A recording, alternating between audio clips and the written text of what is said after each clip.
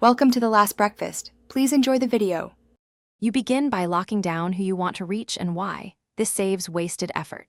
First, set precise criteria: neighborhoods, price bands, seller versus buyer, and urgency, and export MLS and public record data.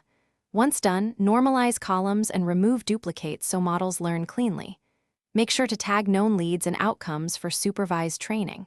Also decide KPIs: leads per week, conversion percentage, cost per lead. Doing this upfront accelerates model accuracy and measurable growth. Next, you build predictive signals and an outreach engine. Start with a propensity to sell model using labeled outcomes. Include features like ownership length, equity, and recent life events. Then create lead scores and segment lists: high probability, warm, and recontact. Once segments exist, connect to automation.